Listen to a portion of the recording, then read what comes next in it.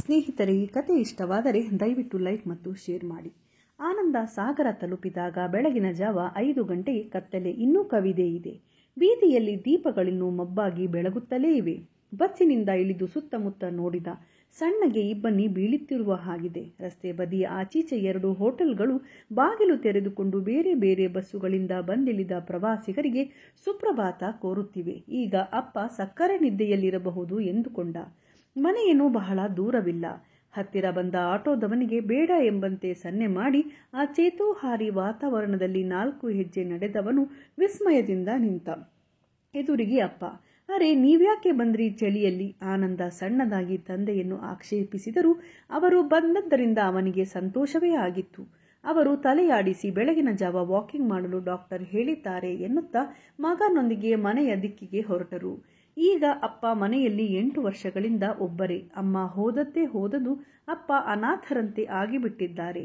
ನಾನಂತೂ ಓದುವಂತ 6 ವರ್ಷ, ಕೆಲಸ ಸಿಕ್ಕ ಮೇಲೆ 1 ವರ್ಷ. ಈ ಅವಧಿಯಲ್ಲಿ ತಾನು ಆಗಾಗ ಬಂದು ಹೋಗಿ ಮಾಡಿರಬಹುದು ಅಷ್ಟೇ. ತಾನು ಬಂದಾಗಲೆಲ್ಲ ವಾರದಲ್ಲಿ 3 ಸಲ ಹೋಟೆಲ್ ಊಟ ಅಥವಾ ಪಾರ್ಸೆಲ್ ತರಿಸುತ್ತಿದ್ದರು. ಆದರೆ ಅಪ್ಪನಿಗೆ ಕೈಯಾರೆ ಮಾಡಿಕೊಂಡು ಉಣ್ಣುವುದೇ ರೂಢಿಯಾಗಿ ಹೋಗಿದೆಯಂತೆ. ಪಾತ್ರೆ ತೊಳೆಯುವುದು, ಬಟ್ಟೆ ಒಗೆಯುವುದು. ಅಪ್ಪ ಇಷ್ಟು ಒದ್ದಾಟ ಯಾಕೆ? ಯಾರನ್ನಾದರೂ ಕೆಲಸಕ್ಕೆ ಇಟ್ಟುಕೊಳ್ಳಬಾರದೆ ಎಂದು ತಾನು ಕಕ್ಕುಲತೆಯಿಂದ ಕೇಳಿದ್ದಕ್ಕೆ ಹೆಣ್ಣು ದಿಕ್ಕಿಲ್ಲದ ಮನೆಗೆ ಯಾವ ಕೆಲಸದವಳೂ ಬರುವುದಿಲ್ಲ ಎಂದು ಸಂದರ್ಭದ ಸಾಕ್ಷಾತ್ಕಾರ ಮಾಡಿಸಿದ ಮೇಲೆ ತಾನು ಅಂದಿನಿಂದ ಇಂದಿನವರೆಗೆ ಉಸಿರೆತ್ತಿರಲಿಲ್ಲ. ಬದಲು ತಾನು ಬಂದಾಗಲೆಲ್ಲ ಮನೆಯ ಕೆಲಸ ತಾನೇ ಮಾಡುತ್ತಿದ್ದ. 4 ದಿನ ರಜೆ ಹಾಕಿದ್ದೀನಿ. ಹೊತ್ತು ಕಳೆಯುವುದು ಅವರಿಗೆ ಮತ್ತೆ ರೂಢಿ. ಮಾತು ಮುಂದುವರೆಸಿ, ಇಂದು ಸಂಜೆ ಊಟಕ್ಕೆ ಹೋಗೋಣ ಎಂದರು. ಇದೇನೂ ಹೊಸದಲ್ಲ. ಆನಂದ ಮನಸ್ಸಿನಲ್ಲಿಯೇ ಹೇಳಿಕೊಳ್ಳುತ್ತಿದ್ದಂತೆ ನನಗೆ ಪರಿಚಯದ ಒಬ್ಬರು ಮಗಳೊಂದಿಗೆ ಬರ್ತಿದ್ದಾರೆ ಎಂದು ಅಪ್ಪ ಸೇರಿಸಿದಾಗ ಗಲಿಬಿಲಿಯಾಗದೇ ಇರಲಿಲ್ಲ. ಅಲ್ಲ, ಕೆಲಸ ಸಿಕ್ಕಿದೆ. ಲೈಫ್ನಲ್ಲಿ ಸೆಟಲ್ ಆಗೋದಕ್ಕೆ 4 ವರ್ಷವಾದರೂ ಬೇಡವೇ? ತನಗಿಲ್ಲದ ಅವಸರ ಅಪ್ಪನಿಗೆ ಇರೋ ಹಾಗಿದೆ. ಈಗಲೇ ಸೊಸೆ ತರುವ ಯೋಚನೆ ಮಾಡಿದ್ದಾನೆಯೇ ಎಂದು ಅನ್ನಿಸದೇ ಇರಲಿಲ್ಲ. ಸುಮ್ಮನೆ ಹೆಜ್ಜೆ ಹಾಕುತ್ತಾ ಇನ್ನೂ ಪೂರ್ತಿ ಹರೆಯ ಕಳೆದಿಲ್ಲ. ಅಪ್ಪ ಹೆಂಡತಿ ಸತ್ತ ಮೇಲೆ ಇನ್ನೊಂದು ಮದುವೆ ಯಾಕೆ ಆಗಲಿಲ್ಲ?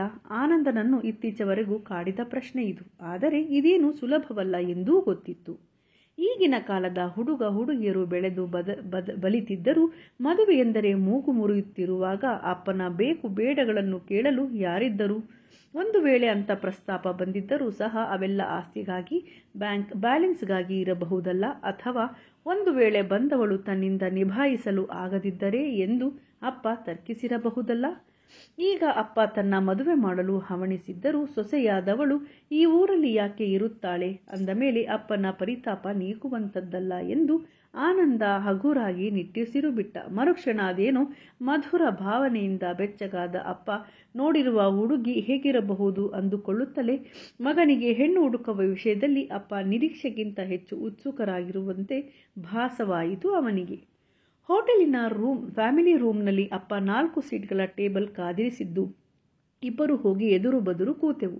ವೇಟರ್ ಬಂದು ನಿಂತ. ಅವನಿಗೆ ತಾಳು ಎಂದು ಸನ್ನೆ ಮಾಡಿ ಕಳುಹಿಸಿದ ಅಪ್ಪ ಸ್ವಲ್ಪ ಉದ್ವಿಗ್ನಗೊಂಡಿರುವಂತೆ ಭಾಸವಾಯಿತು. 6-7 ನಿಮಿಷ ಆದರೂ ಬರಬೇಕಾದ ಅತಿಥಿಗಳ ಸುಳಿವಿಲ್ಲದದ್ದಕ್ಕೆ ಆನಂದನಿಗೆ ತುಸು ಬೇಸರವೂ ಆಯಿತು.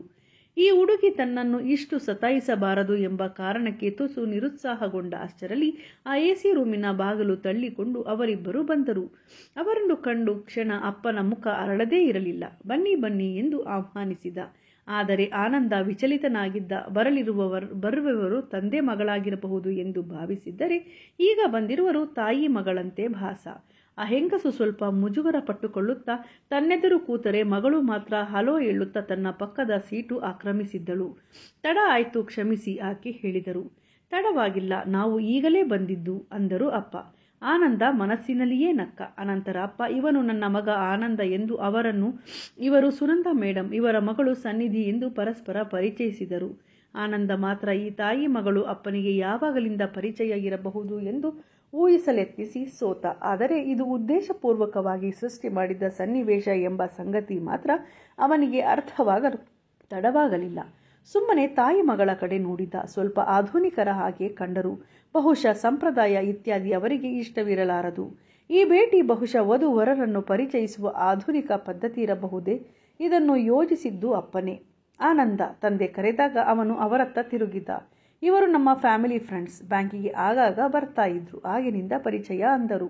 ಆನಂದ ತಲೆ ಆಡಿಸಿದ. ತನ್ನ ಸನ್ನಿಧಿ ಮೆನು ಕಾರ್ಡ್ ಹಿಡಿದು ಏನು ತೆಗೆದುಕೊಳ್ಳೋಣ ಅಂತ ನೋಡುತ್ತಿದ್ದಂತೆ ಸುನಂದಾ ಮೇಡಮ್ ಮಾತ್ರ ಊಟ ಬೇಡ, ಬೇರೆ ಏನಾದರೂ ಅಂದರು.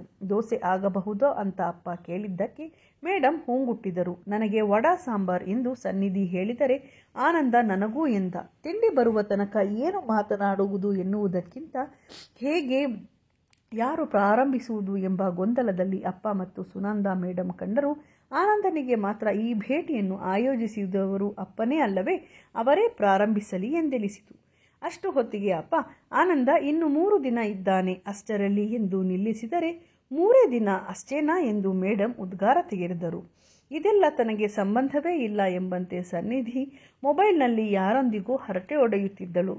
ಸನ್ನಿಧಿಯೊಂದಿಗೆ ಮಾತನಾಡಬೇಕು ಎಂಬುದು ಆನಂದನ ಆಸೆ. ಆದರೆ ಸನ್ನಿಧಿಗೆ ಮದುವೆಯ ಹುಡುಗಿಗೆ ಇರಬೇಕಾದ ಉಲ್ಲಾಸವೇ ಇಲ್ಲ. ಭಾವಿ ಪತಿ ಪಕ್ಕವೇ ಕುಳಿತಿದ್ದಾನೆ ಎಂಬುದರ ಗಮನವೇ ಇಲ್ಲದಂತೆ ಇದ್ದಾಳೆ.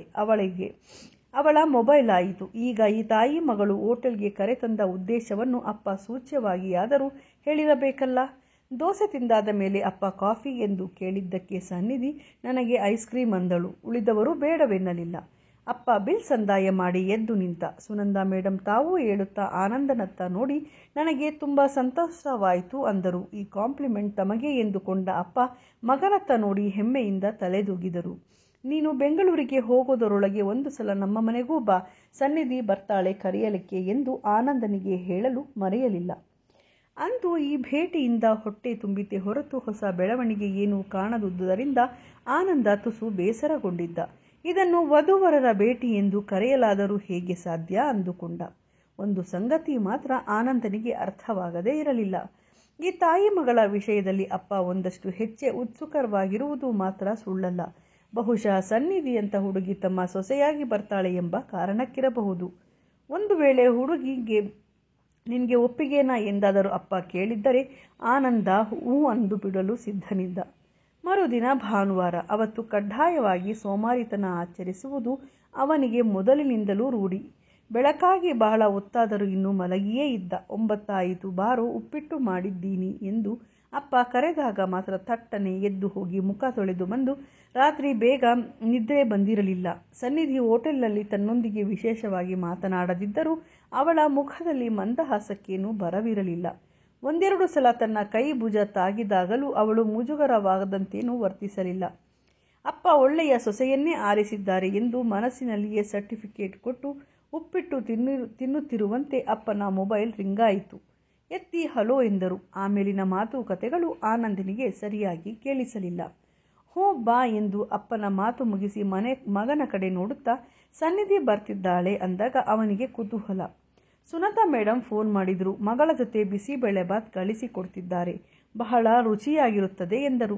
ಆನಂದನಿಗೆ ಸನ್ನಿಧಿಯ ಸನ್ನಿಧಾನವೇನು ಬೇಡವಾಗಿರಲಿಲ್ಲವಲ್ಲ. ಸ್ನಾನ ಮುಗಿಸಿ 11:15 ಹಾಲ್ನಲ್ಲಿ ಅವಳಿಗಾಗಿ ಕಾದ ಸನ್ನಿಧಿ ಬಂದಳು. ಅವಳ ಕೈಯಲ್ಲಿ ಮೀಡಿಯಂ ಗಾತ್ರದ ಟಿಫಿನ್ ಕ್ಯಾರಿಯರ್. ಮುಖ ನೋಡಿದ ಆನಂದನಿಗೆ ನಗು ತುಳುಕಿಸಿ ಅಲೋ ಹೇಳಿ ನೆಟ್ಟಗೆ ಒಳಗೆ ನಡೆದಳು.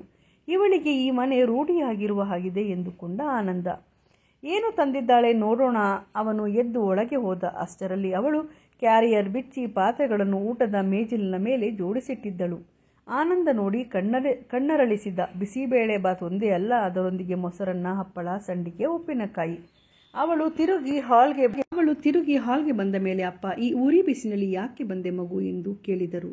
ಮತ್ತೆ ನಾನು ಈ ಮನೆಗೆ ಬರೋದಕ್ಕೆ ಒಂದು ನೆವ ಬೇಕಾಗಿತ್ತಲ್ಲ ಎಂದು ನಕ್ಕಳು. ಘಾಟಿ ಹುಡುಗಿ. ಆನಂದ ಬೇರೆ ರೀತಿಯಲ್ಲಿ ಯೋಚಿಸುತ್ತಿದ್ದ. ಹಿಂದಿನ ದಿನವಷ್ಟೇ ಪರಿಚಯವಾಗಿರುವ ಹುಡುಗಿ ಇವತ್ತು ತಾವಾಗಿ ಮನೆಗೆ ಬಂದಾಳೆಂದರೆ ಬಹುಶಃ ಇವಳ ಉದ್ದೇಶ ವರ ಪರೀಕ್ಷೆ ಇರಬಹುದೇ. ಒಳಗೆ ಹೋಗಿ ಬಂದ ಅಪ್ಪ ಎಷ್ಟೊಂದು ತಂದಿದ್ದೀಯಮ್ಮ ಎಂದರೆ ಅವಳು ನಿಮ್ಮಿಬ್ಬರ ಜೊತೆ ನಾನು ಇಲ್ಲೇ ಊಟ ಮಾಡ್ತೀನಿ ಅಂತ ಪಕ್ಕನೆ ನಕ್ಕಳು. ತಲೆದೂಗಿದ ಅಪ್ಪ ಮಗನತ್ತ ನೋಡಿ ಇವಳ ತಾಯಿ ಹೀಗೆ ವಾರದಲ್ಲಿ 1 ಸತಿನಾದರೂ ಏನಾದರೂ ಅಡಿಗೆ ಮಾಡಿ ಕಳಿಸ್ತಾನೆ ಇದ್ದಾರೆ ಅಂದರು. ಬಿಸಿಬೇಳೆ ಬಾತ್ ರುಚಿಯಾಗಿತ್ತು. ಹಾಕಿದ ಮಸಾಲೆ ಹದವಾಗಿತ್ತು. ಬಹಳ ಶ್ರದ್ಧೆಯಿಂದ ಮಾಡಿದ್ದಾರೆ ಎಂದು ಆನಂದನಿಗೆ ಅನ್ನಿಸಿತು. ಸ್ವಲ್ಪ ಹೆಚ್ಚಾಗಿಯೇ ತಿಂದ. ಸನ್ನಿಧಿಯ ಸಾನ್ನಿಧ್ಯವು ಇದಕ್ಕೆ ಕಾರಣವಾಗಿತ್ತು. ಅನಂತರ ಪಾತ್ರೆಗಳನ್ನು ಚೀಲದಲ್ಲಿ ಹಾಕಿಕೊಂಡು ಅವಳು ಹೋಗಲು ಸಿದ್ಧವಾದದ್ದನ್ನು ನೋಡಿ ಆನಂದನ ತಂದೆ ಕಡೆಗೆ ತಿರುಗಿ ಹೇಳಿದರು. ಸ್ವಲ್ಪ ಹೊತ್ತು ಇರು, ಆನಂದರ ಜೊತೆ ಏನಾದರೂ ಮಾತಾಡು ಅಂದರು. ಅವಳು ಹ್ಞೂ ಎಂದಾಗ ಹೇಗೆ ಹೋಗ್ತೀಯಾ ಎಂದು ಕೇಳಿದರು. ಆಟೋದಲ್ಲಿ ಅಂದಳು. ಬೇಡ, ಆನಂದ ಕಾರ್ನಲ್ಲಿ ಬಿಡುತ್ತಾನೆ. ಅಪ್ಪ ತನ್ನ ಪರವಾಗಿ ಹೇಳಿದಾಗ ಅವನು ಲಘು ಬಗೆಯಲ್ಲಿ ಸಿದ್ಧನಾದ. ಸನ್ನಿಧಿಯೊಂದಿಗೆ ಮಾತನಾಡಲು ಸಿಗುವ ಅವಕಾಶ ಬಿಡಲು ಅವನು ಸಿದ್ಧನಿರಲಿಲ್ಲ. ಮನೆಯೇನು ದೂರವಿಲ್ಲವಲ್ಲ? ಇಲ್ಲ. ಯಾಕೆ? ಏನಿಲ್ಲ, ಹೀಗೆ ಸ್ವಲ್ಪ ಜಾಲಿ ರೈಡ್ ಹೋಗೋಣ ಅಂತ ಆನಂದ ಹಗುರಾಗಿ ನಕ್ಕ. ಅವನ ಮನೋಭಾವ ಅವಳಲ್ಲೂ ಮುದ ತಾರದೇ ಇರಲಿಲ್ಲ. ಹೋಗೋಣ, ನನಗೆ ನಿನ್ನೊಂದಿಗೆ ಒಂದೆರಡು ಮುಖ್ಯ ವಿಷಯ ಮಾತಾಡೋದಿದೆ. ನಿಧಾನವಾಗಿ ಹೇಳೋಣ ಅಂದರೆ ನಿನಗೆ ಬೆಂಗಳೂರಿನಲ್ಲಿ ಬೇರೆ ಹೋಗುವ ಗಡಿಬಿಡಿ ಇದೆಯಲ್ಲ ಅಂದಳು. ಅವನು ಬೆರಗಾದ. ಹಲವಾರು ವರ್ಷಗಳ ಕಾಲ ತನ್ನೊಂದಿಗೆ ನೇರವಾಗಿ ಏಕವಚನ ಪ್ರಯೋಗಕ್ಕೆ ಇಳಿದಿದ್ದು ಅವನ ಅಹಂಕಾರವನ್ನು ಚುಚ್ಚಿತು. ಈಗಲೇ ಇಷ್ಟು ಸಲುಗೆ ತೆಗೆದುಕೊಂಡರೆ ಮುಂದೆ ಮದುವೆಯಾದ ಮೇಲೆ ಹೇಗೋ ಅನ್ನಿಸಿದರೂ ಹ್ಞೂ ಹೇಳು ಎಂದು ಪ್ರೋತ್ಸಾಹಿಸಿದ. ಸರಿ, ನಿನ್ನ ಮುಂದಿನ ಯೋಜನೆ ಏನು? ಅವನಿಗೆ ಅರ್ಥವಾಗಿಲ್ಲ. ಹೀಗೆ ಕೇಳಿದರೆ ಏನು ಹೇಳಲಿ ಅಂತ ತಾನೇ ತಿರುಗಿ ಕೇಳಿದ್ದ. ಸರಿ, ಅವಳು ಮಾತಿಗೆ ತೊಡಗಿದಳು. ನನ್ನ ಅಭಿಪ್ರಾಯದಲ್ಲಿ ಇನ್ನು 3-4 ವರ್ಷಗಳಲ್ಲಿ ನೀನು ಮದುವೆ ಆಗ್ತೀಯ. ಅಪ್ಪನ ವಿಷಯ ಏನು ಯೋಚಿಸಿದ್ದೀಯಾ?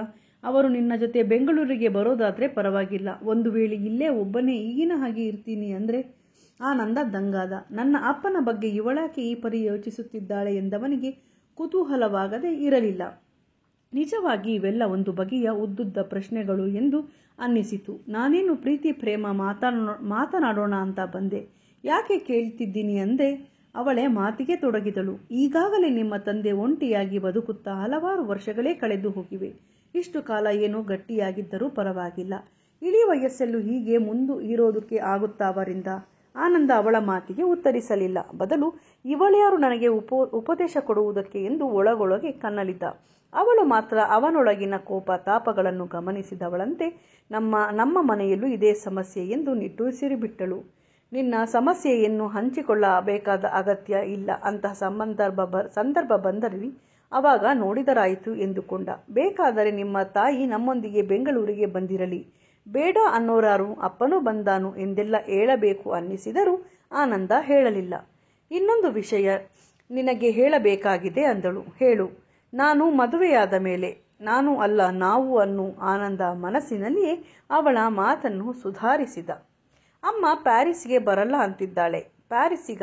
ಕ್ಷಣಕಾಲ ಅವನು ಬೆಚ್ಚಿದ. ಇದೇನು ಇವಳು ಬೇರೆ ಕತೆನೇ ಶುರು ಮಾಡಿದ್ದಾಳಲ್ಲ. ಇವಳು ತನ್ನನ್ನು ಪರೀಕ್ಷಿಸುತ್ತಿದ್ದಾಳು, ಕೆಣಕುತ್ತಿದ್ದಾಳು. ಪುರು ಪ್ಯಾರಿಸ್ನಲ್ಲಿ ಸೆಟಲ್ ಆಗಿದ್ದಾನೆ. ಯಾರು ಈ ಪುರು? ಆನಂದ ಕೇಳಿದ. ಪುರುಷೋತ್ತಮ್ ಅಂತ, ನನ್ನ ತಾಯಿಯ ಕಡೆಯಿಂದ ಸಂಬಂಧ. ನಮ್ಮಿಬ್ಬರ ಮದುವೆ ಅನಂತರ ಅವನೊಂದಿಗೆ ನಾನು ಸಹ ಪ್ಯಾರಿಸ್ಗೆ ಹೋಗ್ತಾ ಇದ್ದೀನಿ. ಇಷ್ಟು ವರ್ಷ ಅಮ್ಮನನ್ನು ನೋಡಿಕೊಳ್ಳೋಕೆ ನಾನಿದ್ದೆ. ಆಮೇಲೆ ಯಾರು? ಅವಳು ಆರ್ಟ್ ಪೇಷಂಟ್. ನನಗೆ ಅವಳದೇ ಚಿಂತೆಯಾಗಿದೆ. ಆನಂದ ನಿಟ್ಟುಸಿರುಬಿಟ್ಟ. ಮೊದಲ ಬಾರಿಗೆ ಪರಾಭವದ ಅನುಭವ. ಇದುವರೆಗೆ ತಾನು ಭಾವಿಸಿದ್ದೆಲ್ಲ ವ್ಯರ್ಥ. ಮುಖ್ಯವಾಗಿ ತಪ್ಪು ಅವಳದ್ದಲ್ಲ. ತಾನು ಸರಿಯಾಗಿ ವಿಚಾರಿಸದೆ ಮಾತನಾಡದೆ ಕಲ್ಪನಾ ಲೋಕದಲ್ಲಿ ವಿಹರಿಸಿತು ತನ್ನದೇ ತಪ್ಪು. ಅಪ್ಪನೂ ಹೇಳಲಿಲ್ಲ. ಮೇಡಮ್ ಸಹ ಬಂದರು, ತಿಂದರು, ಹೋದರು. ಇಷ್ಟೇ. ಓಟರ್ನಲ್ಲಿ ಆದದ್ದು ಇಷ್ಟೇ. ಅವನಿಗೆ ಯಾಕೋ ಸೆಕೆ ಅನ್ನಿಸತೊಡಗಿತು. ಬೆವರು ಬಂದಂತೆ. ಅಂತೂ ಇವಳು ಇದನ್ನು ಹೇಳಲಿಕ್ಕಾಗಿಯೇ ಈ ದಿನ ತಮ್ಮ ಮನೆಗೆ ಬಂದಿದ್ದಾಳೆ ಅನ್ನುವುದು ಈಗ ಸ್ಪಷ್ಟವಾಗದೇ ಇರಲಿಲ್ಲ. ಇಷ್ಟಾದ ಮೇಲೆ ತಾನು ಹೇಳುವುದಾದರೂ ಏನು ಉಳಿದಿದೆ? ಸದ್ಯ ಸನ್ನಿಧಿಯಿಂದ ಪಾರಾದರೆ ಸಾಕಿತ್ತು. ಅವನು ತಕ್ಷಣ ಕಾರನ್ನು ಅವಳ ಮನೆಯತ್ತ ತಿರುಗಿಸಿದ. ಮನೆಯ ಮುಂದೆ ನಿಲ್ಲಿಸಿದ. ಅವಳು ಇಳಿಯುತ್ತಾ, ನೀನು ಬರೋದಿಲ್ವಾ? ಅಮ್ಮ ನಿನ್ನ ಜೊತೆ ಮಾತನಾಡಬೇಕು ಅಂತಿದ್ಲು ಅಂದಳು. ಅವನು, ಇಲ್ಲ, ನನ್ನ ಸ್ನೇಹಿತ ಕಾದಿದ್ದಾನೆ ಎಂದವನೇ ಕಾರು ತಿರುಗಿಸಿ ಓಡಿಸಿಬಿಟ್ಟ.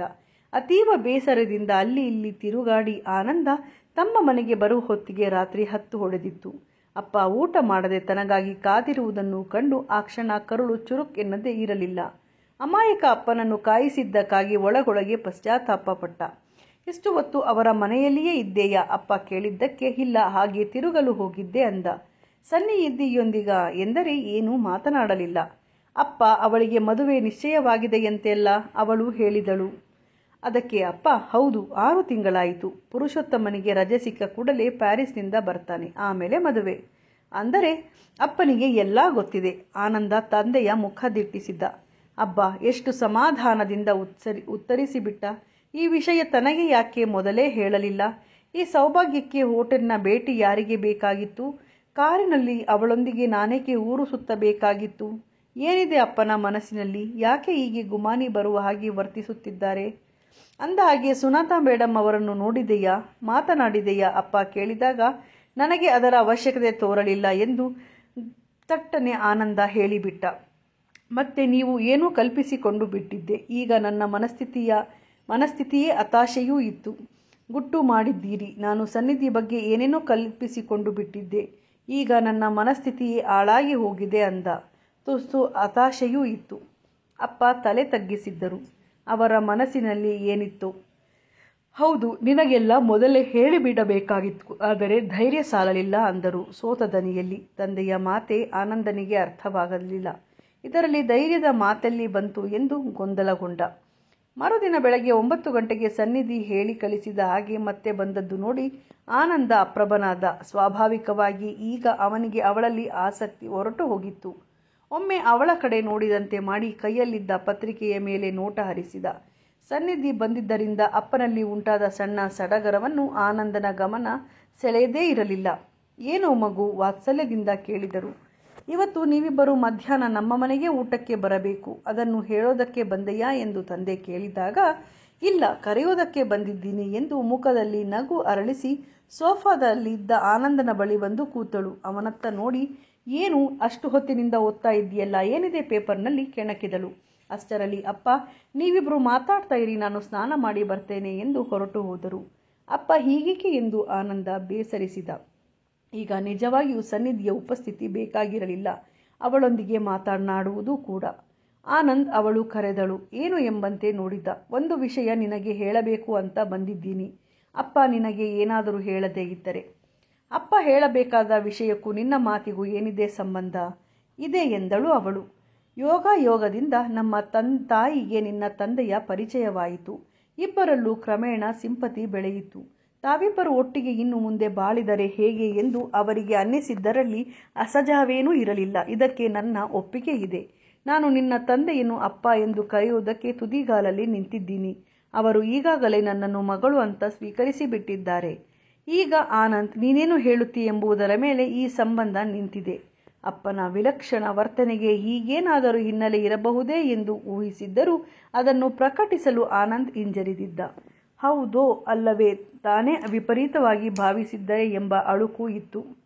ಆದರೆ ಈಗ ಸನ್ನಿಧಿ ವಾಸ್ತವವಾಗಿ ತೆರೆದಿಟ್ಟಿದ್ದಾಳೆ. ಆದರೆ ಈ ಕುರಿತು ಅಪ್ಪ ಇದುವರೆಗೂ ನನ್ನ ಮುಂದೆ ಬಾಯಿ ಬಿಟ್ಟಿಲ್ಲ. ಇಷ್ಟು ಮಾತ್ರ ನಿಜ, ಅಪ್ಪನಿಗೆ ಈಗ 54 ವರ್ಷ ಇರಬಹುದು. ಸನ್ನಿಧಿಯ ತಾಯಿಗೆ 50. ಒಂದು ವೇಳೆ ಅಪ್ಪ ಸುನಂದ ಮೇಡಮ್ ಅನ್ನು ಮದುವೆಯಾದರೆ ಸನ್ನಿಧಿ ತನಗೆ ಏನಾಗುತ್ತಾಳೆ? ಹಾಗೆ ಅವಳನ್ನು ನೋಡಲು ನನ್ನಿಂದ ಸಾಧ್ಯವೇ? ನೀನು ನನ್ನ ತಾಯಿಯನ್ನು ಅಮ್ಮ ಅಂತ ಒಪ್ಕೊಳ್ತೀಯಾ? ಸನ್ನಿಧಿಯ ಒಂದೊಂದು ಶಬ್ದವು ತನ್ನನ್ನು ಇರಿದಂತಾಗಿ ಆನಂದ ಒಂಥರ ಕ್ಷೋಭೆಯಲ್ಲಿ ತೊಳಲಾಡಿದ. ಸಂಬಂಧಗಳನ್ನು ಸ್ಥಾಪಿಸುವುದು ಇಷ್ಟು ಸುಲಭವೇ ಎಂದು ಅನ್ನಿಸಿತು. ಅವಳು ಮಾತು ಮುಂದುವರಿಯಿತು. ಹಿರಿಯರಾದವರು, ಅದು ನಮ್ಮ ಸಂಪ್ರದಾಯಸ್ಥ ವಾತಾವರಣದಲ್ಲಿ ಬೆಳೆದವರಿಗೆ ಇಂಥ ವಿಷಯ ಕುರಿತು ಸ್ವಂತ ಮಕ್ಕಳೊಂದಿಗೆ ಚರ್ಚಿಸುವುದು ಮಹಾ ಹಿಂಸೆಯಲ್ಲವೇ? ಅವರು ಬಾಯಿ ಬಿಟ್ಟು ಹೇಳಲ್ಲ, ನಮಗೆ ತಿಳಿಯುವುದಿಲ್ಲ. ಈಗಲೂ ಅವನಿಗೆ ಅವಳ ಮಾತಿಗೆ ಯಾವ ರೀತಿ ಉತ್ತರಿಸಬೇಕು ಅನ್ನುವುದು ಹೊಳೆಯದೆ ಸ್ತಬ್ಧನಾಗಿ ಕೂತೇ ಇದ್ದ. ಅವಳೇ ಪುನಃ ಮಾತಿಗೆ ಮುಂದಾದಳು. ನಮ್ಮ ಆರೋಗ್ಯದಲ್ಲಿ ಏನಾದರೂ ಏರುಪೇರಾದರೆ ಅದಕ್ಕೆ ತಕ್ಕ ಚಿಕಿತ್ಸೆ ತೆಗೆದುಕೊಳ್ಳುವುದಿಲ್ಲವೇ? ಕೈ ಕಾಲು ಮುರಿತು ಅಂದರೆ, ಜ್ವರ ಬಂತು ಅಂದರೆ ತಕ್ಷಣ ಡಾಕ್ಟರ್ ಹತ್ರ ಹೋಗ್ತೀವಿ. ಅದು ಬಿಟ್ಟು ಕಾಯಿಲೆ ಬಂದಾಗಲೂ ನಮ್ಮ ಹಣೆಬರ ಗ್ರಾಚಾರ ಎಂದೇಕೆ ತೆಪ್ಪಗೆ ಕೂಡುವುದಿಲ್ಲ ನಾವು? ಯಾಕೆ ಅಂದರೆ ನಮಗಿನ್ನು ಬದುಕಬೇಕು ಎಂಬ ಆಸೆ ಇರೋದ್ರಿಂದ. ಹಾಗೆ ಈ ವೈದವ್ಯ ವಿದುರತನಗಳು, ಇನ್ನು ಸಂಭವಿಸುವ ಅಪಘಾತಗಳು, ಇದಕ್ಕೂ ಚಿಕಿತ್ಸೆ ಇರಬೇಕಲ್ಲವೇ? ಇವರು ನೆಮ್ಮದಿಯಾಗಿ ಬಾಳಿ ಬದುಕುವುದು ಇವರ ಹಕ್ಕಲ್ಲವೇ? ಇವರ ಬದುಕಿಗೆ ಸಮಾಧಾನ ಶಾಂತಿ ಕಲ್ಪಿಸುವುದು ಮಕ್ಕಳಾದ ನಮ್ಮ ಹೊಣೆಯಲ್ಲವೇ? ಈ ಸನ್ನಿಧಿ ಎಷ್ಟು ದೂರ ಯೋಚನೆ ಮಾಡಿದ್ದಾಳೆ ಎಂಬ ಅಚ್ಚರಿಯೊಂದಿಗೆ ಮೊದಲ ಬಾರಿ ಆನಂದನಿಗೆ ಅವಳ ಬಗ್ಗೆ ಮೆಚ್ಚುಗೆಯೂ ಆಗದೇ ಇರಲಿಲ್ಲ. ತಾನು ಇಷ್ಟೆಲ್ಲ ಓದಿದ್ದರೂ ತನಗೆ ಇಂಥ ವಿಚಾರಗಳು ಇಂದು ಬರಲೇ ಇಲ್ಲವಲ್ಲ ಎಂದು ನಾಚಿಕೆಯೂ ಆಯಿತು. ಸರಿ, ನೀನೀಗ ಏನು ಮಾಡಬೇಕು? ಏನು ತೋಚದಂತಾಗಿ ಆನಂದ ಅವಳನ್ನೇ ಕೇಳಿದ. ನಿನ್ನ ಅಭಿಪ್ರಾಯ ಈಗಲೇ ಹೇಳಬೇಕು ಅಂತೇನಿಲ್ಲ. ನಿನ್ನ ತಂದೆಯಾಗಲಿ ಮಗನನ್ನು ದೂರ ಮಾಡಿಕೊಳ್ಳಲು ಬದುಕಲು ಇಚ್ಛಿಸಿಲ್ಲ. ನೀನು ಒಪ್ಪಿದರೆ ನಾವು ಇಬ್ಬರಿಗೂ ಮಕ್ಕಳಾಗುತ್ತೀವಿ. ಈ ಸಲ ಸನ್ನಿಧಿಯ ಮೇಲೆ ಆನಂದನಿಗೆ ಬೇಸರವೇನೂ ಆಗಲಿಲ್ಲ. ನಿಜಕ್ಕೂ ಅವಳ ಆಶಯಕ್ಕೆ ಅವನು ತಲೆಬಾಗಿದ್ದ. ಸನ್ನಿಧಿ ಹೇಳುವ ಹಾಗೂ ತಾವಿಬ್ಬರು ಅವರಿಬ್ಬರನ್ನು ಒಂದುಗೂಡಿಸದೆ ಹೋದರೆ ಬಹುಶಃ ಅವರೇನು ತಮ್ಮನ್ನು ಆಕ್ಷೇಪಿಸಲಾರರು. ಇಷ್ಟು ಕಾಲ ಒಂಟಿಯಾಗಿ ಇರಲಿಲ್ಲವೇ? ಬದುಕು ಸಾಗಿಸಲಿಲ್ಲವೇ? ಮುಂದೆ ಹೇಗೋ ನಡೆಯುತ್ತದೆ ಎಂದು ತಮ್ಮ ಆಕಾಂಕ್ಷೆಗಳನ್ನು ಅದುಮಿಕೊಂಡು ನಿರ್ಲಿಪ್ತವಾಗಿ ಇರಬಹುದು. ಸನ್ನಿಧಿ ಇಷ್ಟೆಲ್ಲ ಹೇಳುವ ತನಕ ವಯಸ್ಸಾದ ಅಪ್ಪನಿಗೆ ಸಂಗಾತಿಯೊಬ್ಬಳ ತನ್ನ ಅನುಪಸ್ಥಿತಿಯಲ್ಲಿ ಅವಶ್ಯಕತೆ ಎಂದಿಗಿಂತ ಹೆಚ್ಚಾಗಿರುತ್ತದೆ ಎಂದೇಕೆ ತಾನು ಯೋಚಿಸಲಿಲ್ಲ? ಮತ್ತೆ ಆ ಸಂಗಾತಿ ಸುನಂದ ಮೇಡಮ್ ಯಾಕಾಗಬಾರದು ಎಂದು ಅನ್ನಿಸಿತು. ಕೊನೆಗೆ ನಾನು ಹೇಳಬೇಕಾದುದನ್ನು ನಿನ್ನ ತಾಯಿಯ ಮುಂದೆ ಹೇಳ್ತೀನಿ ಎಂದ. ಸನ್ನಿಧಿ ಒಪ್ಪಿದಳು. ಮೇಡಮ್ ಮನೆಯ ಊಟ ಚೆನ್ನಾಗಿತ್ತು. ಅವರ ಉಪಚಾರ ಸಹ ಅಂತಃಕರಣ ಪೂರ್ಣವಾಗಿತ್ತು. ಅಲ್ಲಿ ಮನಬಿಚ್ಚಿ ಮಾತನಾಡಲು ಅವನಿಗೆ ಆಗಲಿಲ್ಲ. ಮರುದಿನ ಮೇಡಮ್ ಇದ್ದ ಶಾಲೆಗೆ ಹೋದ.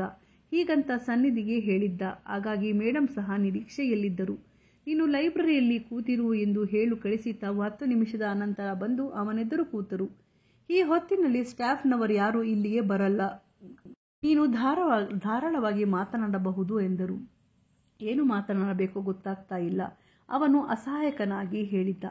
ಯಾಕೆ, ಈಗಾಗಲೇ ಸನ್ನಿಧಿ ಎಲ್ಲ ಸಂಗತಿ ಹೇಳಿರಬೇಕಲ್ಲ. ಹೇಳಿದ್ದಾರೆ. ಈ ವಿಷಯದಲ್ಲಿ ನಿನ್ನ ತಂದೆ ಏನು ಹೇಳಿದರೋ ಗೊತ್ತಾ? ನಾವಿಬ್ಬರು ಮದುವೆ ಆಗೋಕ್ಕೆ ನನ್ನ ಮಗ ಒಪ್ಪಬೇಕು ಅಂದರು. ಆನಂದ್ ಹಾಗೆ ಕೂತಿದ್ದ. ನನ್ನ ಮಗಳು ಒಪ್ಪಿದ್ದಾಳೆ ಎಂದೆ. ಮದುವೆಯ ನಂತರ ನಾನು ನಿನ್ನ ತಾಯಿ ಆಗ್ತೀನಿ. ನಿನಗೆ ಒಪ್ಪಿಗೆ ಇದೆಯಾ? ಮೇಡಮ್ ಮಾತಿನಿಂದ ಆನಂದನಿಗೆ ಥಟ್ಟನೆ ಗತಿಸಿ ಹೋದ ಅಮ್ಮನ ನೆನಪು ಬಾರದಿರಲಿಲ್ಲ. ಕಣ್ಣುಗಳು ತುಂಬಿಕೊಂಡವು. ನಾನು ನಿನಗೆ ಅಮ್ಮನ ಹಾಗೆ ಕಾಣಿಸ್ತೀನಿ ತಾನೆ? ಮೇಡಮ್ ಮತ್ತೆ ಕೇಳಿದರು. ಅವನು ಸರಿಯಾಗಿ ಕುಳಿತ. ಒಮ್ಮೆ ಜೋರಾಗಿ ಉಸಿರಾಡಿದ. ಒಮ್ಮೆ ಮೇಡಮ್ ಮುಖ ನೋಡಿ ತಲೆ ತಗ್ಗಿಸಿ ಹೇಳಿದ. ಅಂದ ಹಾಗೆ ನನ್ನ ತಂದೆಯಲ್ಲಿ ನೀವು ಅದೇನು ವಿಶೇಷ ಕಂಡಿರಿ? ಮೇಡಮ್ ಬೆರಗಿನಿಂದ ಕಣ್ಣರಳಿಸಿದರು. ಆನಂದನಿಗೆ ಇಂಥ ಪ್ರಶ್ನೆ ಎದುರಾದೀತು ಎಂದು ಅವರು ನಿರೀಕ್ಷಿಸಿರಲಿಲ್ಲ. ವಿಶೇಷದ ಪ್ರಶ್ನೆಯೇ ಇಲ್ಲ. ಗಂಭೀರವಾಗಿ ಹೇಳತೊಡಗಿದರು.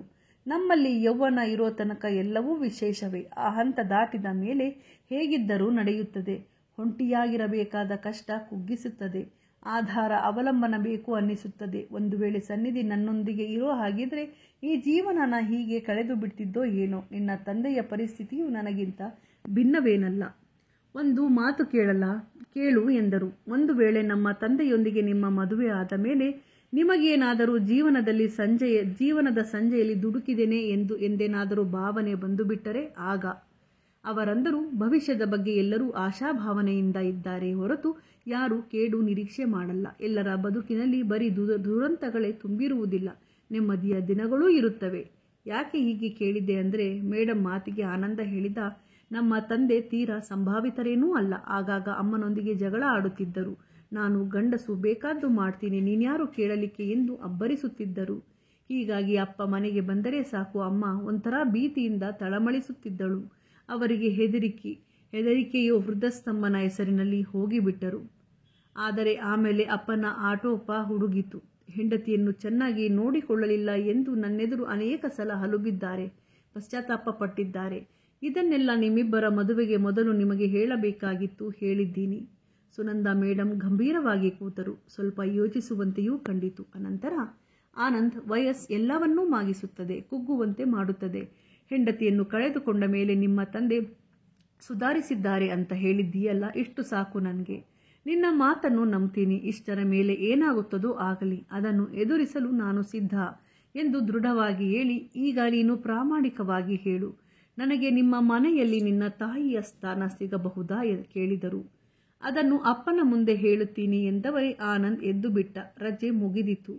ಮರುದಿನ ಕೆಲಸಕ್ಕೆ ಹೋಗಲೇಬೇಕು. ಆನಂದ್ ಮನೆಗೆ ಬಂದವನೇ ಮೊದಲು ಟಿಕೆಟ್ ಬುಕ್ ಮಾಡಿದ್ದ. ಅನಂತರ ತನ್ನ ಬ್ಯಾಗ್ ಭರ್ತಿ ಮಾಡಿದ್ದ. ಅಪ್ಪ ಮಾತ್ರ ಒಂಥರ ಆತಂಕದಲ್ಲಿ ಅತ್ತಿಂದ ಇತ್ತ ಓಡಾಡುತ್ತಿದ್ದರು. ಬಹುಶಃ ಅವರಿಗೆ 2 ಆತಂಕಗಳು.